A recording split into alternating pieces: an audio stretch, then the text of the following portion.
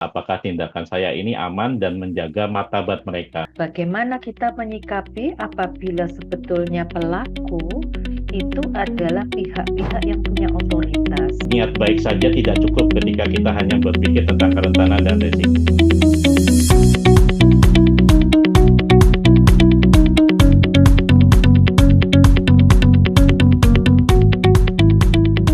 Selamat siang, selamat datang kembali.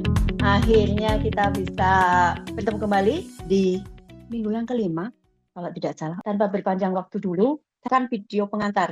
Over to you. Oke. Assalamualaikum warahmatullahi wabarakatuh. Saya Puji Pujiono. Ibu bapak, rekan-rekan yang hatinya senantiasa tergerak oleh kemanusiaan, selamat datang di modul kelima. Setelah kita banyak berdiskusi tentang sistem, rencana, dan logistik, kini tiba saatnya kita kembali ke titik pusat dari semua kerja kita, yaitu manusia.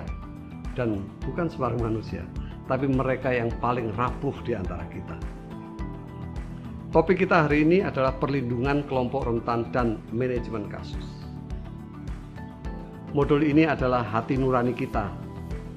Modul ini adalah lensa yang mempertajam pandangan kita untuk melihat mereka yang seringkali tidak terlihat.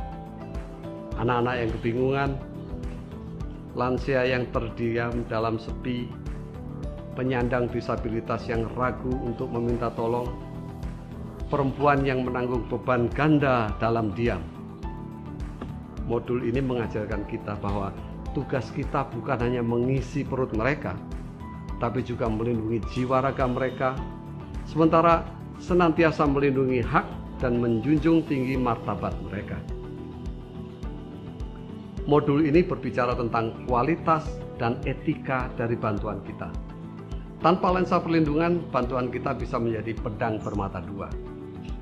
Niat baik untuk mendistribusikan makanan bisa menciptakan situasi yang tidak aman bagi perempuan dan anak-anak jika dilakukan di tempat yang tidak diterangi oleh lampu. Nah, disinilah prinsip do no harm, tidak menimbulkan kerugian, menjadi taruhannya. Modul ini membekali kita dengan kepekaan, keterampilan untuk bertindak saat kita menemukan dan menangani kasus yang butuh pertolongan khusus. Pokok bahasan kita akan sangat menyentuh dan praktis. Pertama, kita akan belajar mengidentifikasi kelompok rentan dan memahami risiko-risiko yang mengintai mereka. Selanjutnya, mempraktikkan 4 langkah sederhana dalam manajemen kasus. 1.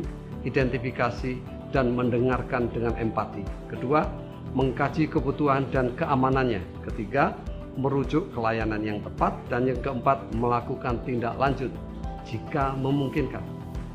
Kita akan banyak membahas tentang etika, tentang pentingnya menjaga kerahasiaan, dan tentang meminta persetujuan sebelum kita bertindak untuk mereka. Untuk modul ini, saya mengajak Anda untuk menggunakan indera kita yang paling peka. Telinga untuk mendengar yang tidak terucap, mata untuk melihat yang tersembunyi, dan hati untuk merasakan apa yang dirasakan orang lain. Empati akan menjadi alat kerja kita yang utama. Pengalaman saya membuktikan bahwa kita tidak dituntut menjadi pahlawan, tidak pernah. Melainkan diminta menjadi jembatan yang aman, yang amanah, yang dapat diandalkan dan terpercaya. Mari bersama-sama belajar untuk memastikan jaring pengaman sosial kita benar-benar merangkul semua, tanpa kecuali. Selamat mengikuti modul kelima. Wassalamualaikum warahmatullahi wabarakatuh. Saya Puji Pujiono.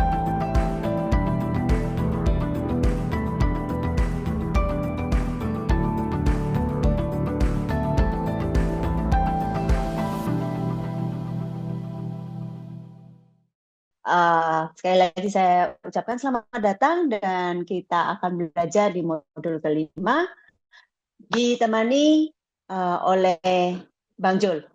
Silahkan over to you, Bang. Selamat siang, sore, teman-teman semua dimanapun berada. Untuk modul kelima ini, izinkan nama saya Janus Julasman, biasa dipanggil Jul, Bang Jul, tadi Ibu Direktur sudah manggil-manggil. Selamat sore Bapak Ibu sekalian. Kita akan mulai modul 5. eh,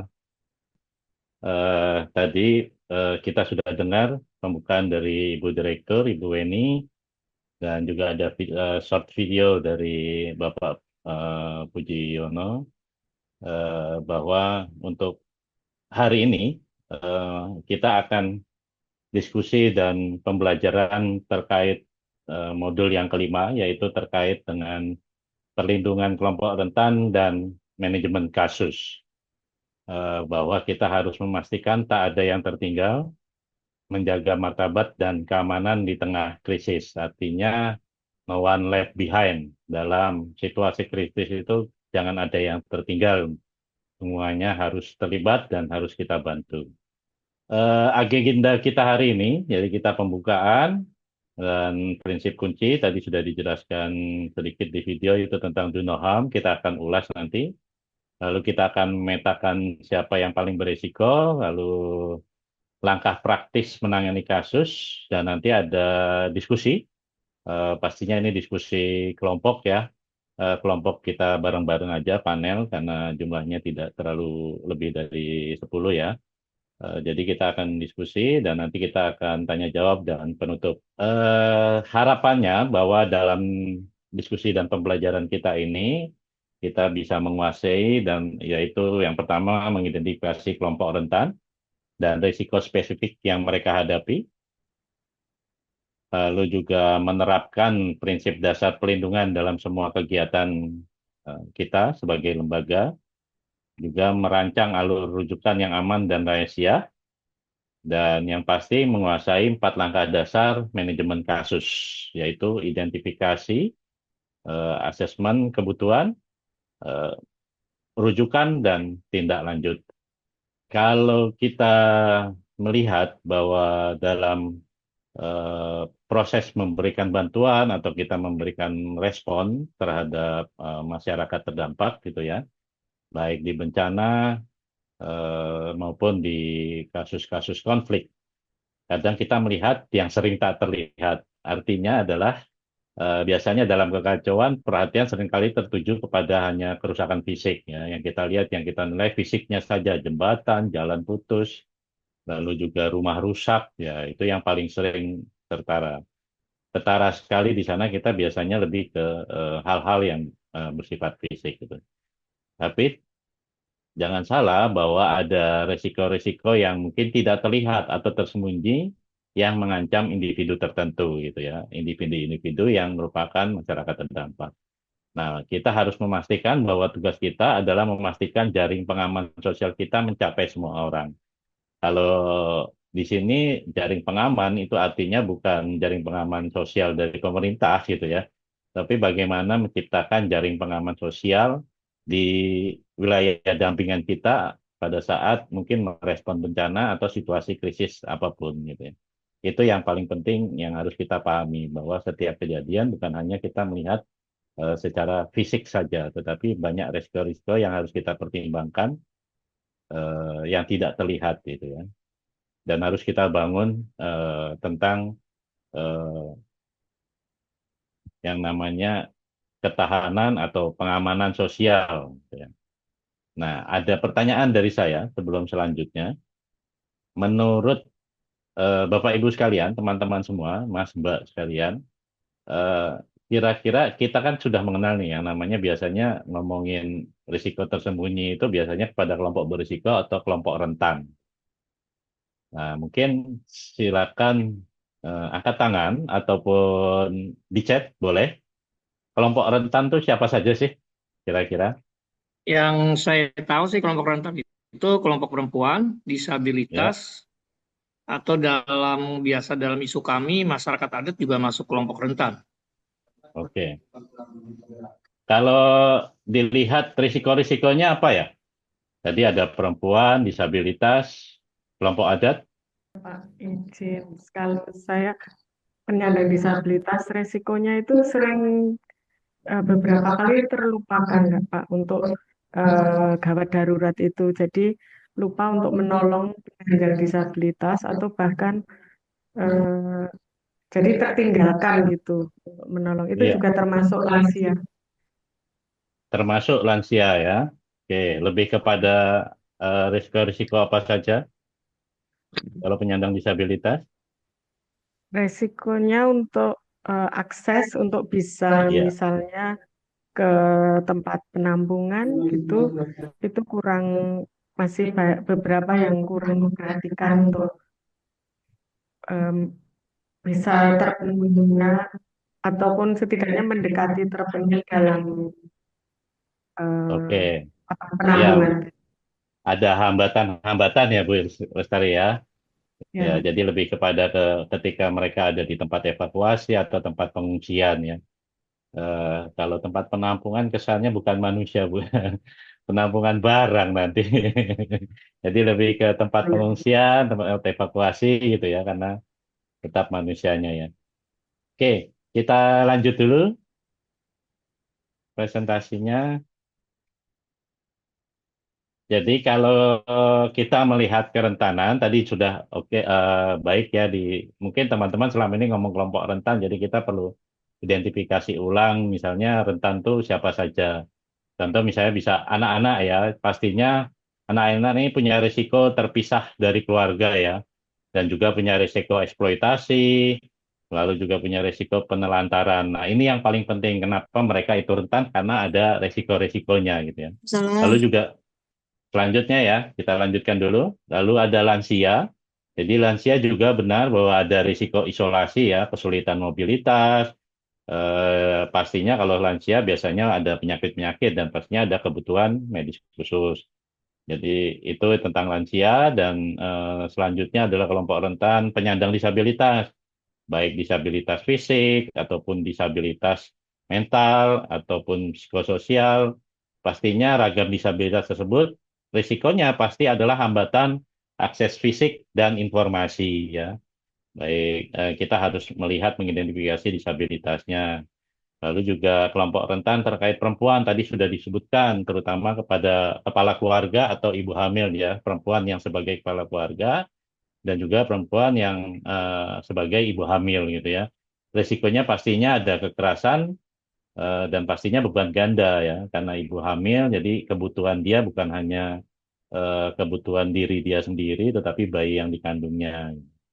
Dan tadi sepakat saya bahwa ada kelompok rentan itu kelompok minoritas. Jadi bisa jadi kelompok adat juga. Jadi lebih ke kalau kelompok-kelompok minoritas gitu ya. Pastinya risikonya adalah ditinggalkan, dikucilkan, dan pastinya diskriminasi ya. Adanya diskriminasi. Jadi kita harus mempertimbangkan kenali gitu ya untuk kelompok rentan di sekitar kita. Kelompok minoritas juga bisa macam-macam ya, ada adat, mungkin ada lagi kelompok dengan berpenyakit HIV biasanya gitu ya. Nah, itu bisa diidentifikasi di sekitar teman-teman sekalian gitu ya. Bahwa sekali lagi kerentanan itu bukan suatu kelemahan. Ini adalah suatu kondisi di mana seseorang menghadapi risiko yang lebih tinggi karena hambatan yang ada di sekitarnya ya, bahwa tetap diperhatikan bahwa mereka itu adalah manusia utuh yang punya kelemahan sehingga ada risiko yang lebih tinggi gitu ya, karena hambatan yang ada pada dirinya masing-masing gitu ya, dengan hambatan-hambatan itu. Nah, itu yang disebut makanya kita perlu mempertimbangkan tentang kerentanan gitu. Ya, dari kerentanan itu sendiri, bahwa niat baik saja tidak cukup ketika kita hanya berpikir tentang kerentanan dan risiko. Bahwa tindakan kita meskipun bertujuan baik, bisa secara tidak sengaja menyebabkan bahaya. Nah, itu tadi yang disebut do no harm. Makanya prinsip dasarnya adalah jangan menimbulkan atau menyebabkan bahaya baru ketika kita melakukan tindakan kepada teman-teman kelompok rentan gitu ya. Nah, contoh bahaya yang tidak disengaja, misalnya ya, kalau membagikan bantuan di malam hari, di tempat gelap gitu ya, pastinya ada risiko keamanan bagi perempuan, ibu hamil, ataupun anak-anak gitu ya. Mereka sangat rentan sekali terhadap pelecehan misalnya. Itu juga untuk anak-anak gitu ya, apalagi gelap gitu. Terus juga memfoto dan menyebarkan wajah anak yang terpisah dari orang tuanya. Nah, ini biasanya sangat banyak sekali pada masa-masa kejadian bencana, banyak yang langsung menyebar kegiatan-kegiatan di mana di situ ada foto wajah anak. dan itu terpisah dari orang tuanya karena ini bisa berisiko penculikan atau stigma ya istilahnya, bahwa anak-anak itu bisa diculik dari hanya bermodal foto yang disebarkan oleh WhatsApp group. Nah, ini juga perlu hati-hati ketika bahaya-bahaya lanjutan yang tidak disengaja. Lalu ketika misalnya distribusi, contohnya membuat antrian yang tidak ramah disabilitas atau lansia, mereka digabung saja dengan apa masyarakat non disabilitas, tidak dipikirkan tempatnya, aksesnya, misalnya ada di balai desanya ada tangga, lalu tidak ada pegangan dan tidak ada prioritas khusus untuk teman-teman disabilitas atau lansia. Mereka dibiarkan saja mengantri bersama-sama gitu ya dengan yang non disabilitas. Nah, ini akan menyebabkan bahaya bahaya baru ya Dunoham itu tadi gitu ya. Nah, selalu tanya Pak Heru sendiri, apakah tindakan saya ini aman dan menjaga martabat mereka? Gitu. Nah, ini pertanyaan yang perlu teman-teman tanam kepada diri sendiri, gitu. Ketika memang teman-teman akan melakukan kegiatan, baik respon atau kegiatan apapun dengan teman-teman kelompok rentan, bahwa apakah tindakan saya ini aman dan menjaga martabat mereka. Jangan sampai tindakan yang dilakukan teman-teman itu malah merendahkan martabat kelompok rentan itu sendiri. Nah, ini suatu pesan yang harus ditanamkan bersama terkait tadi yang do no harm ya, atau tidak menimbulkan bahaya baru bagi teman-teman kelompok rentan. Sampai di sini ada pertanyaan dulu, Saya mau bertanya, Pak. Kalau silakan. untuk pengalaman memang belum ada secara khusus, tapi dengan melihat bencana yang terjadi di Aceh, Sumatera, begitu ya, yang mana dampaknya secara fisik luar biasa, habis begitu, dan itu sangat-sangat menyedihkan, membuat kita speechless. Nah, terkait distribusi bantuan, nah kalau di situasi bencana kan biasanya chaos ya Pak ya. Sedangkan orang pasti akan berebutan untuk mendapatkan bantuan itu khususnya yang kebutuhan dasar itu makanan.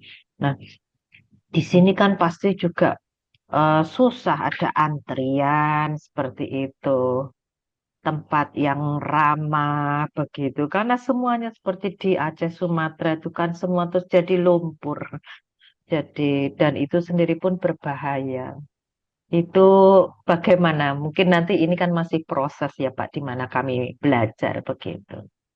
Begitu Pak, terima kasih. Iya, baik. Nah, maka dari itu kita sama-sama eh, menanamkan prinsip dulu ini. Jadi ya yang pertama adalah ketika teman-teman melakukan respon gitu ya di wilayah bencana seperti yang sudah terjadi ini di Sumatera gitu, wilayah Sumatera, ya pastinya paling penting adalah teman-teman memastikan adanya manajemen logistik atau manajemen di pengungsian itu sendiri.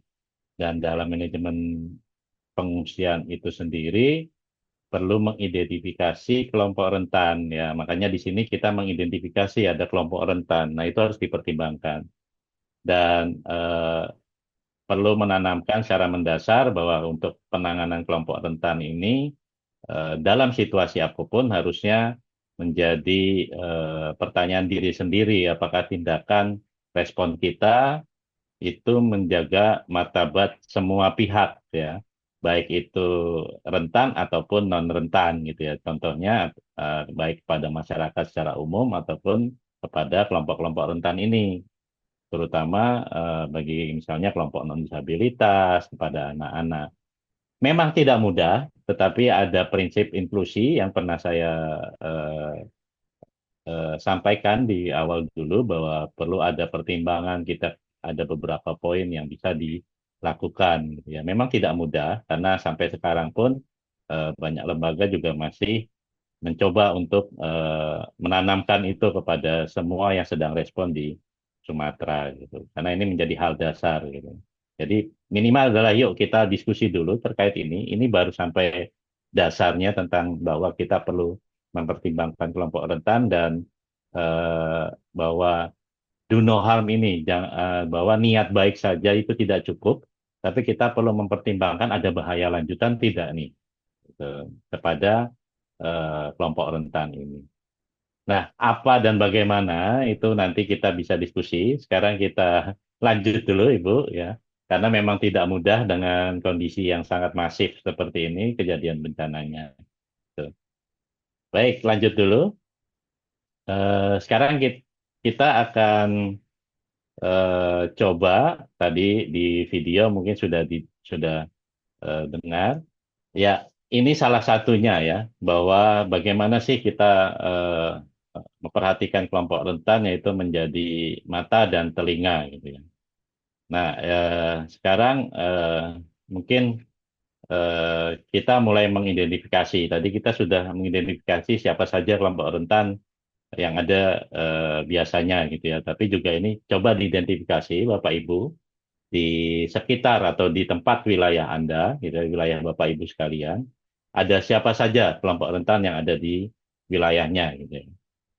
Saat bencana misalnya banjir, resiko apa yang spesifik apa yang mereka hadapi? Ya, contohnya misalnya di lansia di RT 5 rumahnya paling sering terendam, sulit evakuasi ya. Nah, lalu juga kekuatan apa yang ada di komunitas untuk melindungi mereka. Contoh Karang Taruna yang sigap, bidan desa yang peduli untuk proses pendampingan lansia misalnya. Nah, ini contoh. Sekarang saya ingin masing-masing Bapak Ibu mulai berbicara ya. Kira-kira kalau identifikasi di sekitar lalu punya risiko apa kalau misalnya salah satu bencana terjadi.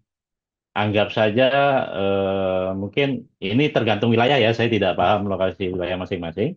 Jadi sebutkan saja bisa bencana apa saja terjadi, baik bencana yang eh, misalnya banjir atau apapun, atau mungkin juga bencana sosial.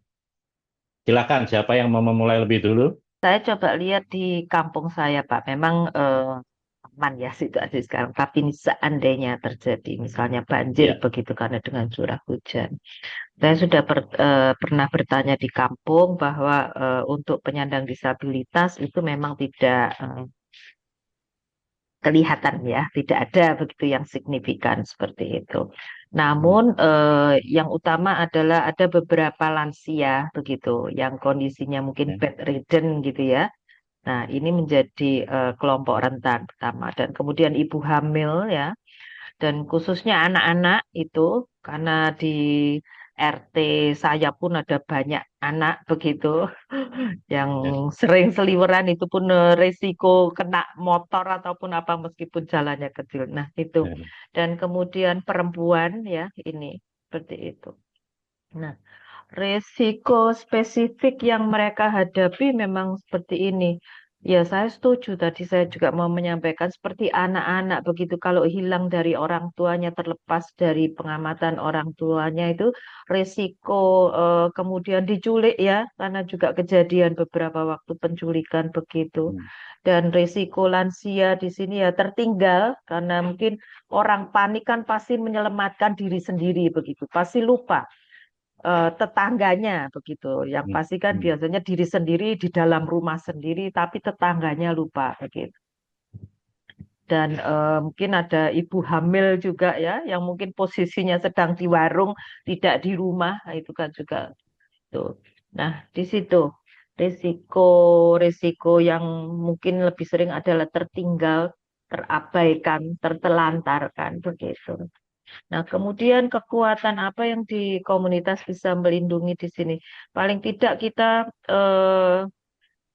tahu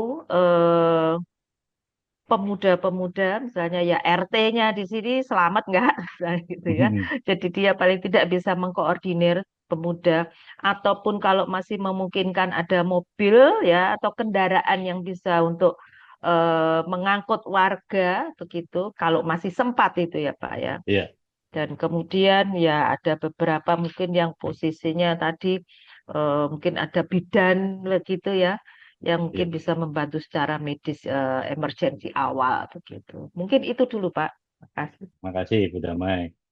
Yang lain mungkin Kalau di tempat saya, pengalaman saya di Maluku ya, karena saya lokasi fokus pekerjaannya juga di Maluku, dengan kelompok rentan adalah orang dengan disabilitas, tetapi juga dengan perempuan, isu-isu perempuan dan kelompok marginal lainnya yang minoritas. Nah, kalau biasanya untuk konteks di daerah Maluku itu yang paling sering terjadi adalah gempa. Kemudian juga ada seperti kondisi-kondisi lain seperti eh, banjir, tanah longsor. Kemudian juga kalau situasi krisis kemanusiaan seperti perang perang antar daerah memperebutkan batas Ya. tanah. Nah, untuk siapa saja kelompok rentan yang sangat beresiko biasanya itu adalah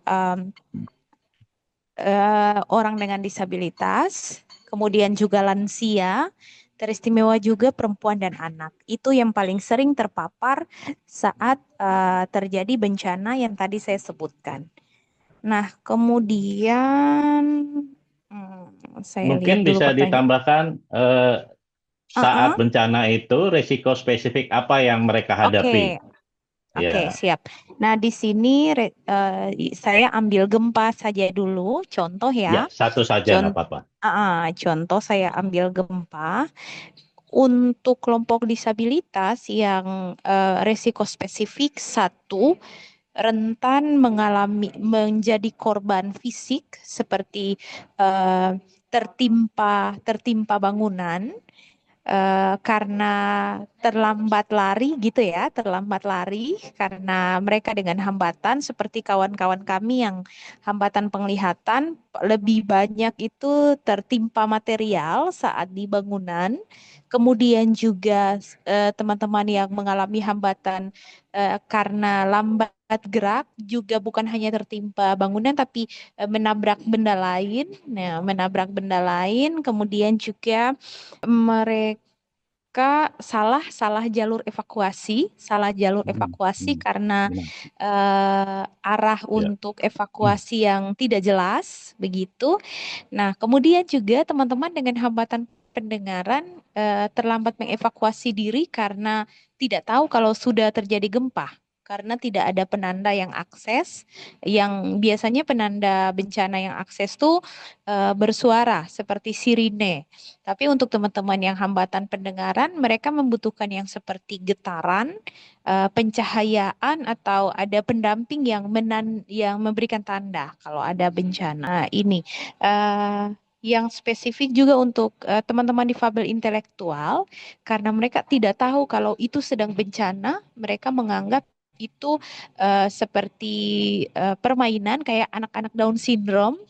Kalau di gempa senang mereka goyang-goyang, saya mau goyang-goyang gitu.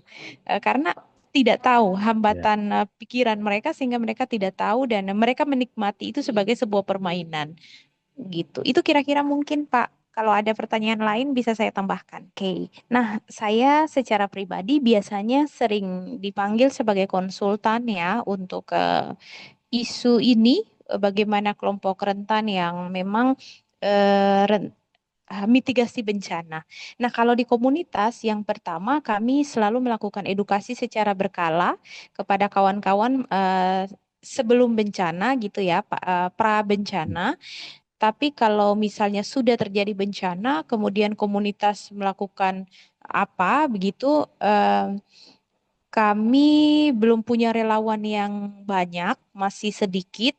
Jadi untuk sementara ini kami masih sebatas memberikan edukasi kepada relawan dan juga seluruh anggota komunitas dan kelompok rentan terkait lainnya mengenai mitigasi bencana atau penanganan pra bencana.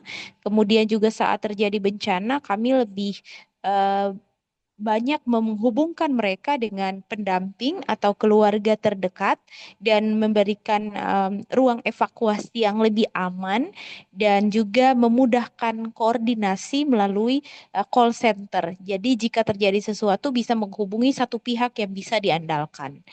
Itu mungkin Ya. Pak, terima kasih. Ya, baik Kakak Yohana, terima kasih sekali. Sudah cukup detail. pastinya sudah dijelaskan Ibu Damai juga tadi, terima kasih. Jadi pentingnya kita menjadi mata dan telinga ya di komunitas kita. Itu kita perlu mengidentifikasi kelompok rentannya, lalu kita perlu melihat risikonya apa sih buat mereka, para kelompok rentan, dan kira-kira kita punya kekuatan apa di lingkungan kita. Nah, ini penting sekali ketika kita melakukan suatu kegiatan ya, tidak hanya mendata mereka, tapi kita perlu mengidentifikasi siapa saja, lalu kalau terjadi ancaman atau bencana ya, itu risikonya apa buat mereka, sehingga kita akan tahu kita punya kekuatan apa untuk betul-betul memberikan respon yang lebih inklusif ya, respon yang bisa lebih menjangkau ke semuanya, baik kelompok rentan ataupun yang tidak rentan gitu. Ya, terima kasih. Kita lanjut dulu.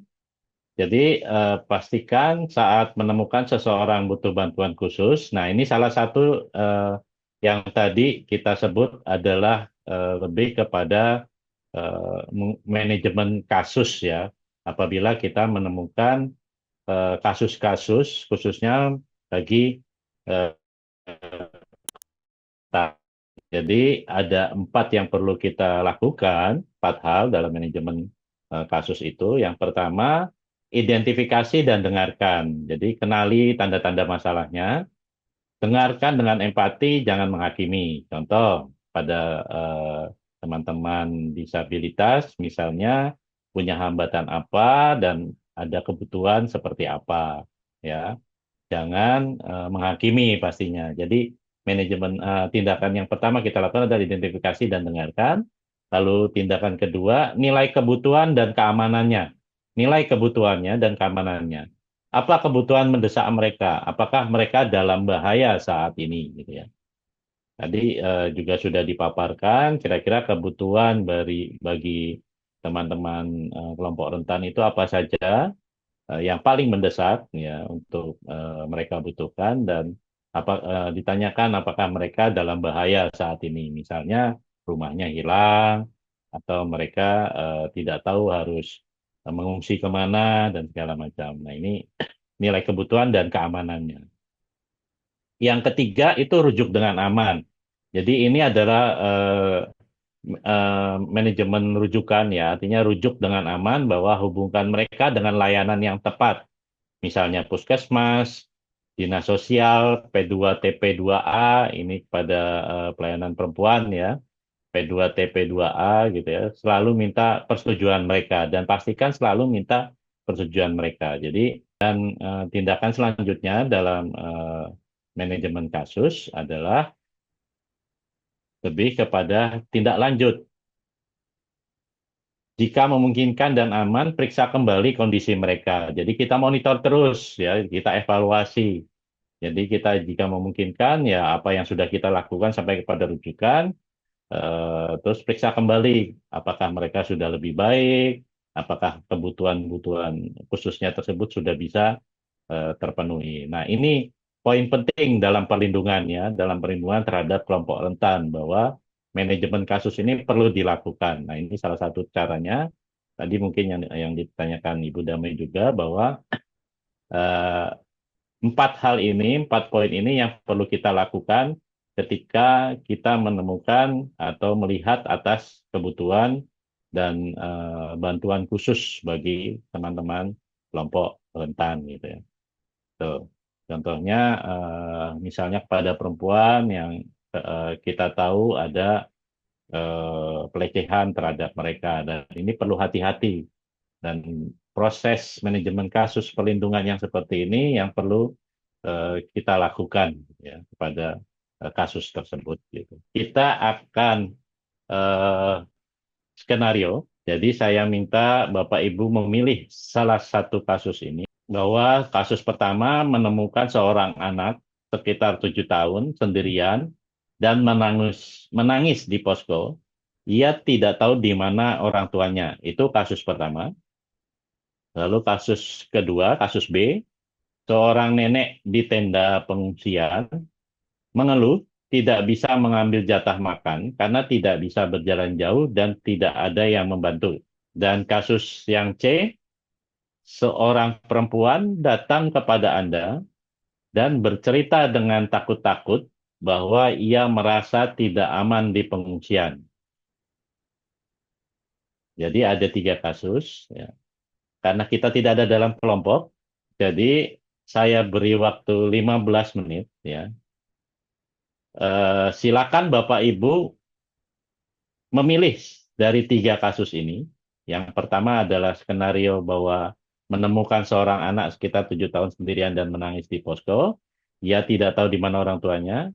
Lalu kasus B itu seorang nenek ya di tenda pengungsian mengeluh tidak bisa mengambil jatah makan karena tidak bisa berjalan jauh dan tidak ada yang membantu. Dan kasus C, seorang perempuan datang kepada Anda dan bercerita dengan takut-takut bahwa ia merasa tidak aman di pengungsian. Jadi ya saya berikan waktu 15 menit, pilih dari 3 kasus itu. Ya, langkah apa yang akan Anda dengan menggunakan 4 langkah manajemen kasus dan siapa yang akan dihubungi. Ya. Saya beri waktu 15 menit, pilih salah satu kasusnya, lalu langkah apa yang akan Anda ambil dengan menggunakan 4 langkah manajemen kasus dan siapa yang akan dihubungi. Sindra Abdul Yasir. Siapa? Jadi saya mengambil kasus yang B, seorang nenek di tenda pengungsian mengeluh tidak bisa mengambil jatah makanan karena tidak bisa berjalan jauh dan tidak ada yang membantu. Nah, jadi di sini langkah-langkah apa saja dan siapa pihak yang dihubungi. Yang pertama, menurut saya membangun trust kepada nenek tersebut agar dia lebih percaya kepada saya dan lebih enak membantu dia. Yang kedua, menanyakan kebutuhan apa yang diperlukan oleh nenek tersebut. Apabila dia membutuhkan makan dan itu harus dibantu, ya kita akan lakukan. Terus menawarkan bantuan. Jika dia bisa pengen yang ngambil sendiri atau misal harus ada orang yang mengantarkan, berarti kita harus menghubungi tim posko kalau dia pengen diantar. Kalau dia pengen sendiri, berarti kita harus mencari alat bantu agar nenek ini bisa mengakses makanan tersebut seperti kursi roda atau posisi didekatkan dengan sumber makanan tersebut. Nah, jadi mungkin itu seperti itu, Pak, yang saya pahami untuk mengambil keputusannya. Terima kasih. Baik, terima kasih Mas Yasir. Panggilnya siapa nih? Yasir, Mas Indra atau siapa nih? Abdul, Pak. Oh, Abdul malah tengah-tengah. Dari mana ini, Bang Abdul? Perkumpulan Mitra Masyarakat Inklusif di Bengkulu, Provinsi Bengkulu. Wah, mantap dari Bengkulu. Baik, terima kasih. Sudah cukup detail, membangun kepercayaan, lalu menanyakan kebutuhan pastinya, lalu menawarkan bantuan, ya, dan pastinya rujukannya. Karena ini ada beberapa poin misalnya dibutuhkan diantar, berarti menghubungi posko. Lalu kalau dia mau lansianya akan mengambil sendiri, itu bisa diberikan alat bantu atau mendekatkan kepada posko pangan ya. Terima kasih Bang Abdul. Ada pertanyaan dulu dari yang lain untuk Bang Abdul nih. Sudah cukup mendetail. Terima kasih. Semoga ini bisa jadi belajar mulai untuk manajemen kasus. Baru lansia ini ya kasus B. Pastinya kalau ikut respon di Sumatera ini kasusnya bisa sampai Z ini, Bang Abdul. Ya, baik. Apakah suara saya terdengar? Sangat terdengar, Mbak Dewi. Terima kasih. Saya izin tidak membuka kamera. Ya, Baik, kalau saya mengambil skenario yang pertama, Pak, di ya, mana kita menemukan seorang anak sekitar tahun sendirian dan menangis di posko. Ia tidak tahu di mana orang tuanya. Nah, kalau kita sesuaikan dengan 4 langkah dasar, manajemen kasus. Yang pertama, identifikasi apakah bagaimana anak tersebut, apakah dia ketakutan, lalu kemudian kita tanya namanya siapa, tadi sama siapa, lalu menjauhkan dulu, maksudnya mencari tempat aman dulu, berikan dulu rasa aman, lalu kemudian biarkan dia bercerita, lalu kemudian ketika siapa tahu misalnya dia lapar kah atau apa, kita berikan dulu makanan, minuman, lalu kemudian kita kenali assessment, lalu apa yang paling dibutuhkan, kita bisa lihat apakah dia terluka, lalu kita mencari tahu info keluarganya, lalu kemudian rujukannya mungkin kita akan berkoordinasi dengan teman-teman relawan setempat, menghubungkan ke layanan yang tepat. Tapi itu juga sih Pak, karena setiap ada kebencanaan di posko-posko atau shelter-shelter itu biasanya tidak punya mereka mungkin sibuk evakuasi dan segala macam, tapi ruang aman untuk kelompok-kelompok rentan itu tidak ada. Kemarin saja kami ini di luar dari ini ya, kemarin kami mengikuti sebuah diskusi yang diinisiasi oleh kawan-kawan di Unhas, ada tim BMKG juga, ada tim dari BRIN. Lalu ternyata ada relawan dari sana yang melaporkan langsung bahwa ternyata ada beberapa kawan-kawan disabilitas, keluarga disabilitas yang tidak dievakuasi hingga 15 hari terakhir kemarin. Itu ininya ya. Lalu kemudian kalau di follow up mungkin kita harus memantau terus ketika misalnya ada yang untuk kembali ke skenario tadi, kalau di follow up kita memantau terus apakah kita membantu mencari tahu di mana keluarganya tanpa harus mengekspos identitas anak tersebut. Lalu kemudian kita pantau ketika ada misalnya yang mengaku bahwa keluarga, kita harus cek betul-betul dan sembari kita terus memantau ketika dia sudah bersama keluarganya misalnya, atau kita harus bisa memantau terus bagaimana perkembangannya dan di mana mereka tinggal begitu. Itu saja mungkin dari saya, Pak. Terima kasih. Terima kasih Mbak Dewi. Memang menarik kalau untuk anak-anak ya. Memang ada beberapa poin yang kiranya sangat penting, bahwa tadi poin pentingnya jangan mengekspos nama anaknya, tetapi kita coba cari nama orang tuanya di mana, dan pastinya rujukan-rujukan memang saat ini masih minim sekali untuk lembaga-lembaga, contohnya juga lembaga pemerintah untuk proses mempertemukan keluarga gitu ya. Tapi sebenarnya kalau teman-teman lihat berita-berita yang berseliweran terhadap respon Sumatera, itu juga ada beberapa lembaga yang juga punya program untuk proses mempertemukan keluarga. Nah, ini penting untuk kita menjadi rujukan dan mencari informasi ya. Walaupun juga sebenarnya lembaga formal seperti tadi TP2A itu juga belum secara maksimal ya dalam proses respon untuk proses pertemuan keluarga. Terima kasih Mbak Dewi. Ya, izin Pak. Silakan. Halo. Ya. Mungkin satu kasus yang belum didiskusikan di sini yaitu kasus yang C ya Pak. Terkait ada seorang perempuan datang kepada Anda dan bercerita takut-takut bahwa ia merasa tidak aman di pengungsian.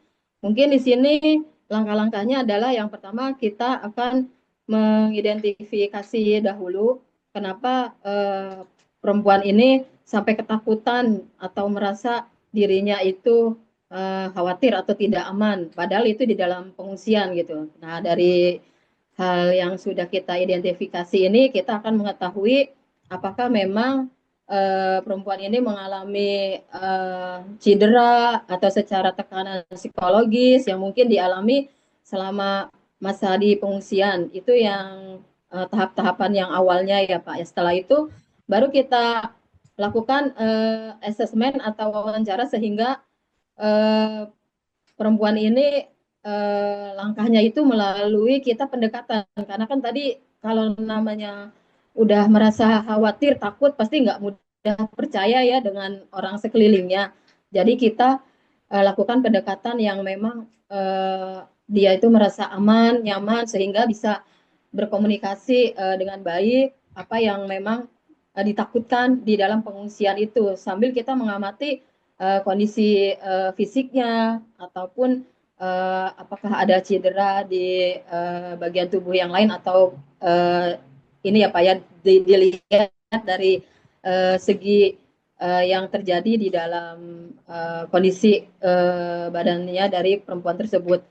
Selanjutnya kita akan kalau memang sudah dapat kita identifikasi dan lakukan assessment di sini kita bisa merujuk apakah perempuan itu mengalami tekanan atau gangguan psikologis. Nah, dari sini baru kita dapat mengambil tindak lanjut untuk segera dievakuasi cepat supaya tidak terlambat dalam artian cederanya yang mungkin tekanan atau dari dampak lainnya.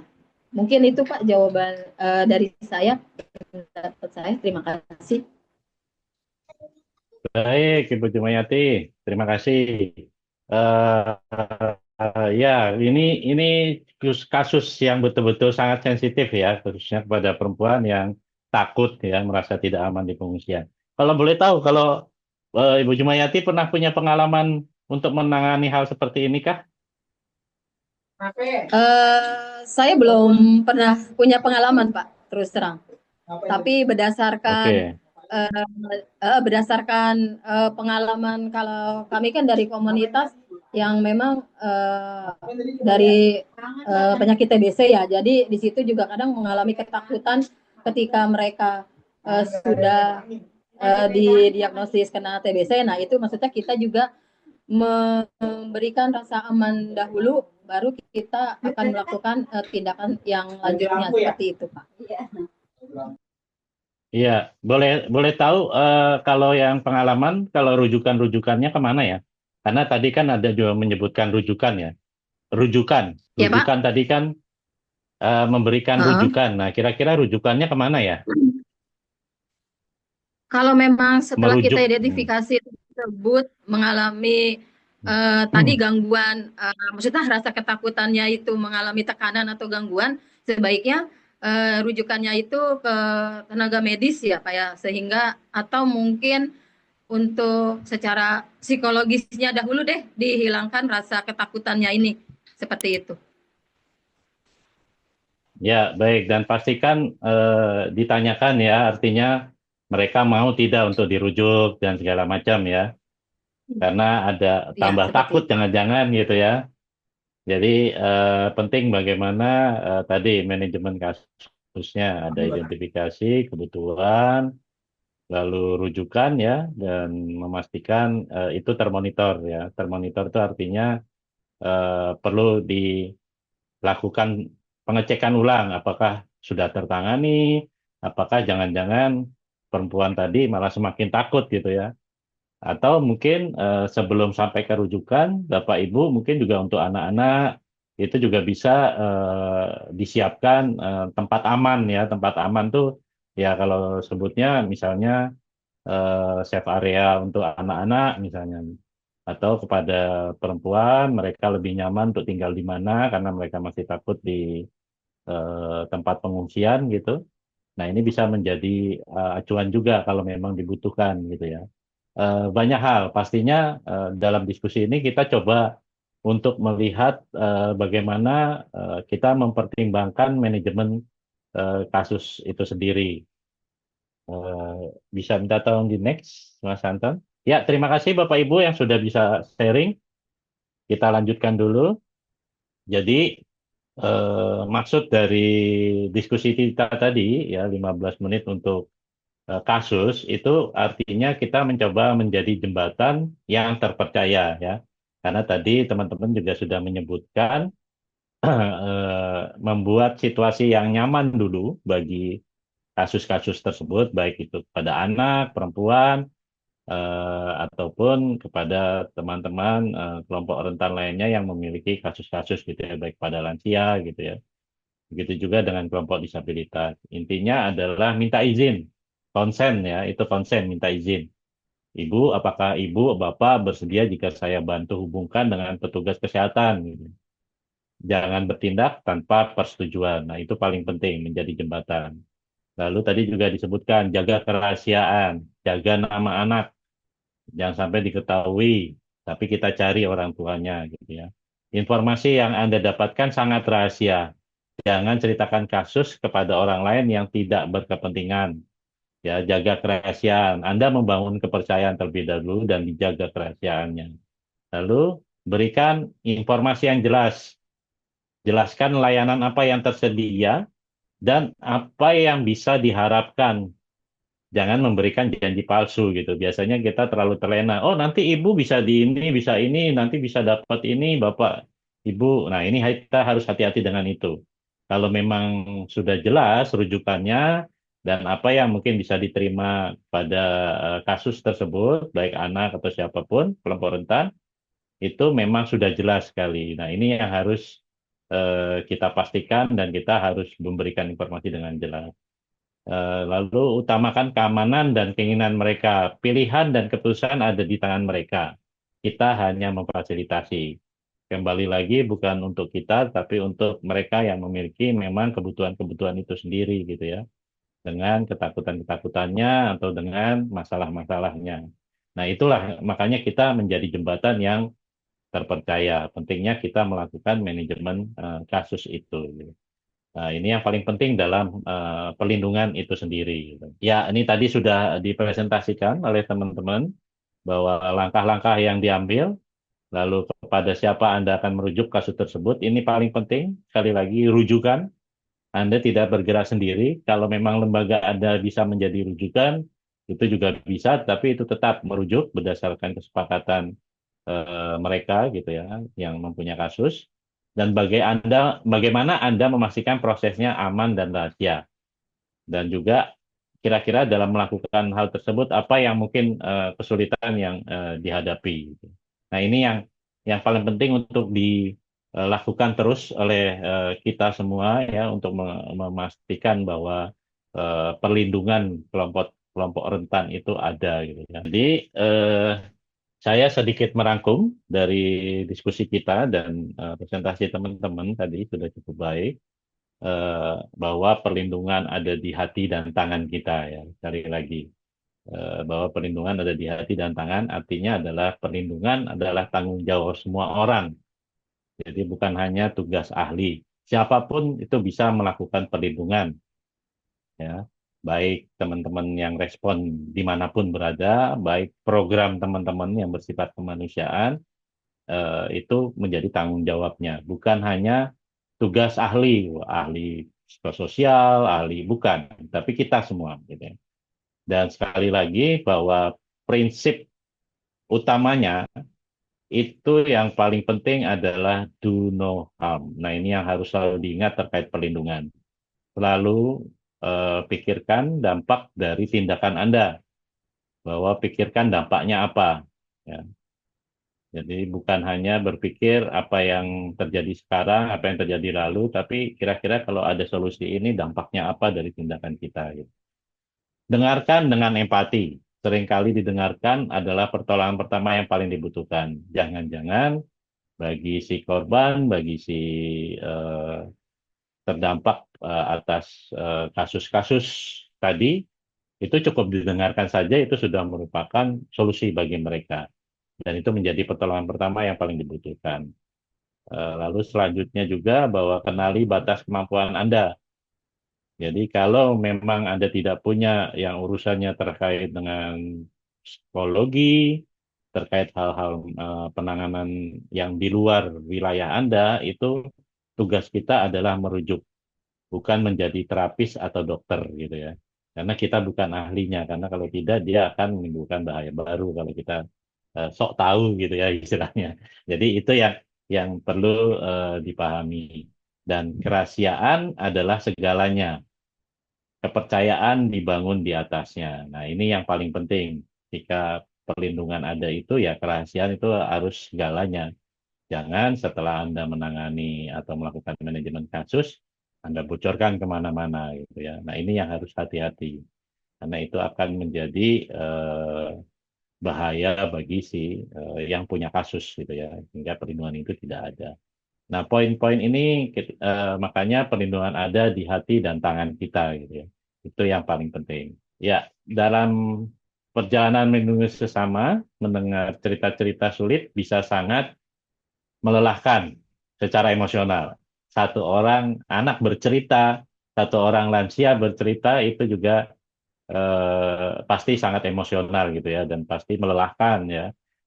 Berdasarkan pengalaman juga menyeritain ibu-ibu yang punya kasus di salah satu tempat perlindungan tempat berlindung atau hunian gitu, itu juga pasti sangat melelahkan secara emosional juga maupun secara fisik gitu ya. Dan ini penting kita untuk menjaga diri sendiri, tetap sabar ya. Dan juga pastinya kita perlu ada menjaga diri sendiri itu ya. Nah, ini yang mungkin bisa kita lakukan, bicarakan perasaan Anda dengan rekan yang Anda percaya ya. Jangan sembarangan orang.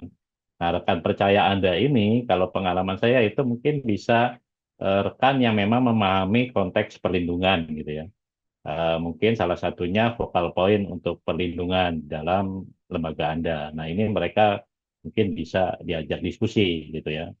Lalu yang kedua, jangan ragu untuk bisa ambil waktu istirahat gitu ya. Ketika Anda memang sedang lelah, sedang tidak kuat gitu, atau mungkin butuh sekali istirahat, silakan ambil waktu istirahat. Nah, ini perlindungan diri ini sangat penting. Lalu yang terakhir adalah jangan, nah ini ini baru ditulis oleh Mbak Dewi. Jangan, kadang beban itu terbawa ke rumah. Ya, jadi jangan bawa pulang beban pekerjaan gitu ya. Pekerjaan biarkan menjadi pekerjaan. Ketika di rumah ya kita bersama keluarga, kita beristirahat. Kalau memang jadi anak kos, ini ya istirahat, tenang, meluangkan diri, nonton film, nonton apa gitu ya, atau mungkin mau melakukan hobi di rumah. Itu penting gitu karena kita juga butuh self care ya, menjaga diri sendiri ketika kita harus melakukan sebuah proses perlindungan gitu, dimanapun kita. Perlindungan diri sendiri juga sangat penting sebelum melindungi sesama gitu ya. Nah, tiga poin ini mungkin ini tips ya, tips bahwa ini harus dilakukan untuk kita bisa memperlakukan perlindungan kepada sesama kita gitu ya, melindungi sesama. Eh, dengan menjaga diri sendiri, kita bisa terus menjadi sumber kekuatan bagi orang lain. Nah, mungkin ini masing-masing punya punya apa ya, punya pengalaman sendiri. Tadi di sini di chat Mbak Dewi sudah menyatakan kadang beban itu terbawa ke rumah gitu ya. Nah, ini yang harus dipahami bahwa coba ambil waktu istirahat, atau mungkin Mbak Dewi biasanya melakukan apa ya supaya itu tidak terbawa ke rumah, beban pekerjaan, beban mungkin ada cerita-cerita dari program atau cerita-cerita dari kegiatan kemanusiaan. Boleh sedikit sharing, Mbak Dewi? Iya Pak, kadang kan kemarin kami selalu aktif pendampingan masyarakat di sekitaran tambang, Pak. Jadi, wah, cerita-cerita sedih, cerita-cerita itu terbawa sampai ke rumah, sehingga sampai di rumah pun biasa energinya habis. Jadi memang, iya, emosinya memang sampai terbawa, Pak, seperti itu. Jadi apa ya, lebih tidak bisa berpikir jernih lah, maksudnya emosinya sangat apa nih, mendominasi, sehingga ketika biasa berbicara dengan stakeholder ya kebawa emosi. Padahal kan memang apa ya, ya itulah sedikit sharing dari saya, karena memang saya sangat merasakan itu, Pak. Energi itu memang habis. Apalagi kalau dengar perlakuan-perlakuan tidak adil langsung di depan mata. Nah, itu luar biasa itu. Terima kasih. Ya, ya, terima kasih sharingnya Mbak Dewi. Ya, jadi harapannya penting juga kita menjaga diri sendiri ya, artinya ke depan mungkin dengan kita mengetahui modul ini, proses perlindungan itu ya paling awal kita menjaga diri sendiri ya, jangan terbawa emosi. Nah, cara-caranya masing-masing. Ada yang mungkin ini salah 3 poin yang mungkin bisa dilakukan ya. Biasanya mungkin bisa bicarakan dengan sesama tim paling utama misalnya. Kalau mereka memahami konteks perlindungan gitu ya, dan yang pasti tidak sampai kemana-mana kalau sesama tim. Lalu ambil waktu istirahat ya. Jadi jangan diforsir, Ketika memang sudah lelah, sudah emosi tinggi, ya ambil istirahat dulu. Luangkan waktu, mau ke pantai, mau nonton film, mau tidur, ya, mau kulineran. Nah, itu untuk mengatasi kita menjaga diri sendiri sebelum kita melindungi sesama gitu ya. Dan yang pasti jangan selalu bawa pulang beban pekerjaan. Ini paling berat. Sudah di rumah itu pasti dibawa beban pekerjaan, jadi ikut emosi di rumah, semua kena marah, kena omel gitu. Nah, ini paling penting ya. Eh, itu dari saya. Sebelum diakhiri, ada pertanyaan dulu dari Saya Bapak mau Ibu tanya, Pak. atau ingin sharing? Silakan, Bu Saya mau Samai. tanya, Pak. Heeh. Saya ingin tahu bagaimana pengalaman teman-teman yang sudah terbiasa di dalam situasi bencana dan bagaimana manajemen kasus. Kalau satu sisi kan kita melihat adanya kerentanan-kerentanan kekerasan ataupun seperti tadi penculikan ataupun dan lain-lain gitu. Nah, bagaimana kita menyikapi apabila sebetulnya pelaku itu adalah pihak-pihak yang punya otoritas, yang seharusnya menjadi tujuan keamanan dari para survivors ini, Pak. Begitu. Kadang kan, dan apakah ya pasti tahu bahwa dalam situasi bencana begitu seperti Aceh itu kan pasti ada pucuk pimpinan yang mengkoordinir secara mungkin nasional ataupun secara wilayah tersebut ya. Nah, bagaimana kita tahu lembaga-lembaga mana yang punya izin resmi untuk masuk membantu itu dan itu biasanya didapatkan di mana begitu. Karena kan saya mendengar waktu tsunami Aceh itu yang begitu masif luar biasa itu banyak kemudian lembaga abal-abalan begitu ya yang di mata atau survivors itu mereka mau membantu. Tapi di balik itu sebetulnya mereka adalah bahaya yang mengerikan juga begitu. Pertanyaan saya Ya, itu, Pak. Terima kasih. baik. Sebelum mungkin bukan saya menjawab ya, mungkin saya juga cerita pengalaman tentang itu. Dari teman-teman yang lain, mungkin ada yang pernah punya pengalaman? Memang perlu diakui bahwa situasi kebencanaan itu juga pintu celah besar bagi pedofil, para pedofil, terutama waktu itu yang kalau masa tsunami Aceh, gempa tsunami Aceh itu teman-teman dari internasional dibuka selebar-lebarnya untuk membantu, termasuk di Jogja. Kemungkinan besar yang saya bisa jawab itu adalah kerjasama dengan pihak dinas sosial sih Bu. Jadi atau Kementerian Sosial yang menangani isu anak dan juga Kementerian Perlindungan Anak dan juga Dinas Perlindungan Anak ataupun namanya nomenklaturnya tergantung di wilayah masing-masing. Dan juga teman-teman yang masuk di dalam klaster dalam suatu koordinasi pastinya saya kok yakin ada serempetan dalam artian singgungan mereka ketemu di lapangan, ada sesuatu yang mengganjal, ada yang sesuatu yang aneh, mungkin kemungkinan besar teman-teman dari masyarakat bercerita ini situasi begini kok begini ya. Sementara saya dapatkan support dari organisasi yang lain yang memang eligible, yang memang kredibel untuk urusan itu, request-nya tidak seperti itu. Bisa didiskusikan di forum-forum koordinasi dan juga bisa disebarkan ke dalam forum koordinasi klaster dan membantu nge-blacklist orang-orang ini. Kemungkinan besar biasanya yang dilakukan itu, dan juga pengalaman di UNICEF, maksud saya pengalaman di Palu dengan teman-teman dari UNICEF itu mereka punya list nama mereka punya list organisasi dan pekerjanya, jadi at least terkontrol siapa saja yang masuk di wilayahnya. Itulah kenapa teman-teman organisasi yang masuk di wilayah respons sangat diharapkan untuk bisa mendaftarkan di pemerintah setempat. Kalau di Palu dulu itu ada Pospenas, ada juga Des Relawan, sehingga ketahuan siapa saja yang berada di wilayah itu. Hal itu juga untuk mengetahui organisasi dan nama-nama stafnya, nama-nama relawannya. Itu hal yang pertama. Hal itu juga dibutuhkan karena apa yang saya akan ceritakan adalah alasan yang kedua.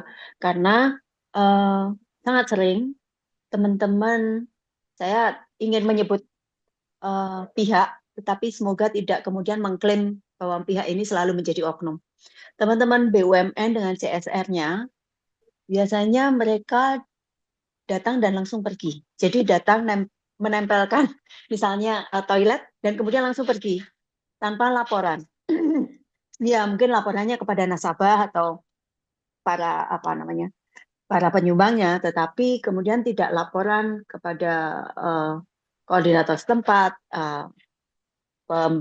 aparatus setempat.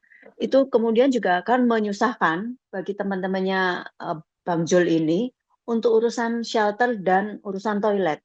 Karena mereka mungkin pasang septic tank dan sebagainya bisa. Tapi kan ketika nanti dicabut, tidak lagi dibutuhkan. Nah ini septic tanknya siapa? Ini laporannya ke siapa? Ini apakah sudah ada tukang sedotnya dan sebagainya. Nanti kok Om Jul bisa cerita lebih banyak. Tapi untuk urusan anak-anak itu tadi jawaban saya. Om Jul silakan. Over to you. Thank you. Ya, jadi menarik ya yang saya tangkap tadi bahwa memang kalau selama ini mau di mana ya pastinya pertama kita perlu lihat dulu ya bahwa manajemen kasusnya juga perlu kita lakukan gitu ya. Karena jangan sampai bahwa kasus ini hanya menjadi subjektivitas pribadi. Karena ada merasa kasus kekerasan gitu ya, itu juga sifatnya antara suka dan tidak suka gitu ya, kadang kepada pimpinan dan segala macam. Dan benar bahwa sekarang mau bagaimana kita punya koordinasi dan cluster koordinasi juga ada untuk kekerasan untuk anak, dan pastinya kita bisa mendapatkan semua informasi terkait tadi, misalnya orang-orang yang mungkin istilahnya blacklist gitu ya, istilahnya atau apapun gitu ya. Nah,